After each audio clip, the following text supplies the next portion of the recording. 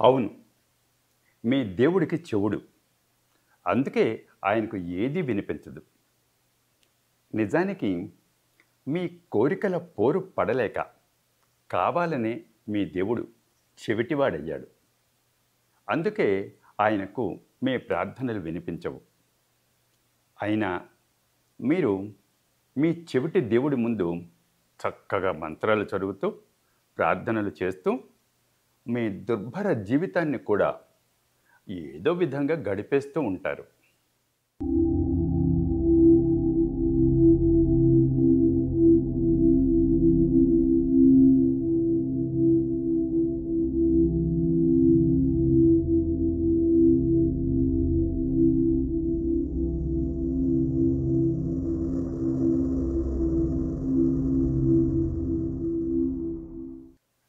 అవును, మీ దేవుడికి చెవుడు. అందుకే ఆయనకు ఏది వినిపించదు.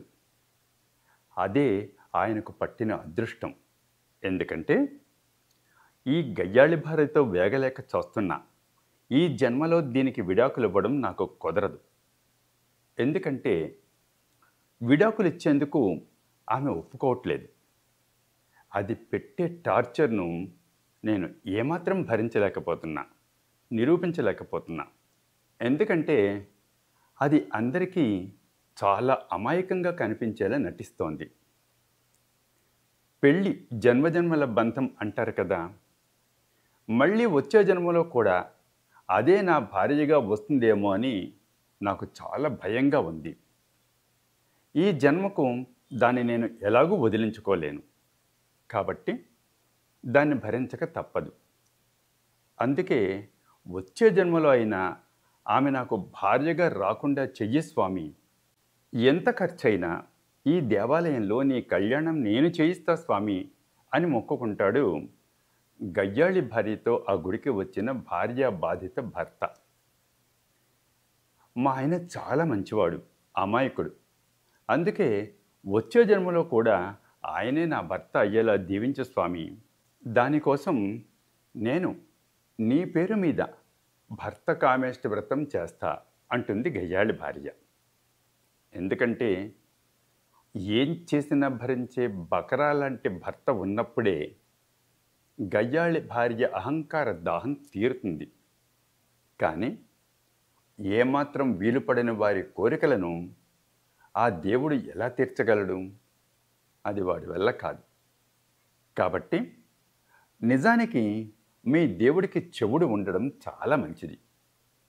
అప్పుడే ఆయనకు మీ ప్రార్థనలు వినిపించవు. ఒకవేళ మీ అదృష్టం బాగుండి మీరు చాలా గట్టిగా, చాలా ఘనంగా చేసిన మీ ప్రార్థన ఆయనకు కాస్త వినిపించినా ఆయన మీ కోరిక తీర్చలేడు. కాబట్టి మీ పూజలు, వ్రతాలు వృధా అవడంతో పాటు మీరే అనేక సమస్యలలో చిక్కుకుంటారు. అలా ఏమాత్రం నెరవేరని మీ ప్రార్థనలు, మీ పూజలు మీ కాలాన్ని వృధా చేస్తాయే తప్ప మీ కోరికలు తీరవు. ఎందుకంటే మీరు ఏమాత్రం వీలుపడని ఏవేవో వింత కోరికలు కోరుకుంటూ ప్రార్థిస్తారు. వాటి ప్రభావం ఏదో విధంగా సాఫీగా సాగుతున్న మీ దుర్భర జీవితం పైన కూడా పడుతుంది. దానితో మీ జీవితం మీకు మరింత భారం అవుతుంది. అయినా మీరు మీ చెవిటి దేవుడి ముందు చక్కగా మంత్రాలు చదువుతూ ప్రార్థనలు చేస్తూ మీ దుర్భర జీవితాన్ని కూడా ఏదో విధంగా గడిపేస్తూ ఉంటారు. నిజానికి మీ కోరికల పోరు పడలేక కావాలనే మీ దేవుడు చెవిటివాడయ్యాడు. అందుకే ఆయనకు మీ ప్రార్థనలు వినిపించవు. కాబట్టి మీ ద్వేషం, అహంకారం, కోపతాపాలు, ఈర్ష్య, అసూయలు మీలో అలాగే ఉంటాయి. 6 రోజులలో ఈ ప్రపంచాన్ని సృష్టించిన క్రైస్తవ దేవుడు చివరిగా తన చెవులకు చెవుడు వచ్చేలా చేసుకున్నాడు. అందుకే ఆ రోజు నుంచి ఆయనకు మీ ప్రార్థనలు వినిపించలేదు. అందుకే క్రీస్తు రెండవ రాకడ కోసం పాపము నుంచి పుట్టుతెమి అంటున్న మామూలు క్రైస్తవ పాపుల నుంచి మహాపాపులైన పోపుల వరకు ఎవరు ఎన్ని రకాల ప్రార్థనలు చేసినా అవి వారి చెవిటి దేవుడికి ఏమాత్రం వినిపించలేదు, వినిపించవు కూడా. అందుకే ఇంతవరకు క్రీస్తు రెండవ రాకడ నిజం కాలేదు, అది అసంభవం. ఇలాంటి విషయాలు ఏ పవిత్ర గ్రంథాలలోనూ ఉండవు.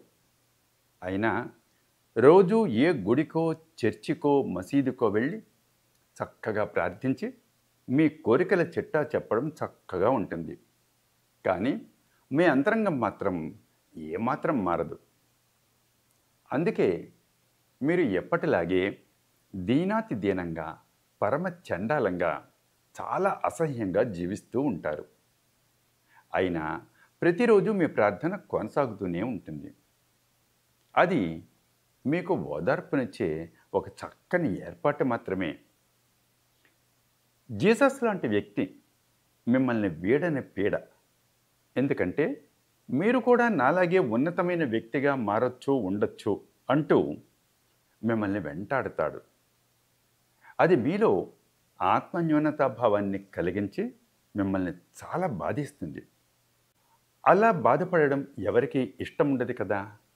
అందుకే అతన్ని చంపేస్తే సరిపోతుందని భావిస్తారు.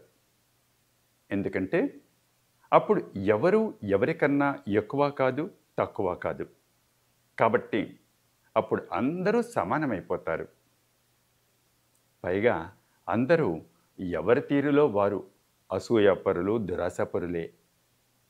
అంతేకాదు, వారందరూ ఒకరినొకరు సమర్థించుకుంటూ ఒకే పడవలో ప్రయాణించేవారే.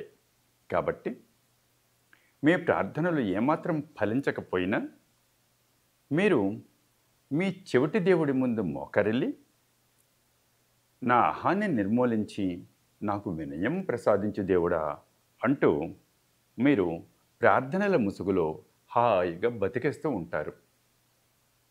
అలా మీరు ఎప్పటికీ మారరు. కాబట్టి ఏమాత్రం భయపడకుండా మీరు ఎలాంటి ప్రార్థన అయినా చెయ్యొచ్చు.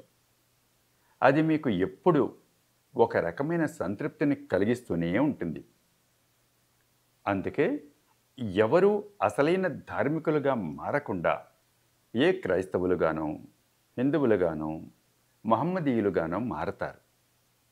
అదంతా ఎవరూ అసలైన ధార్మికులు కాకుండా ఉండేందుకు పన్నిన పన్నాగమే.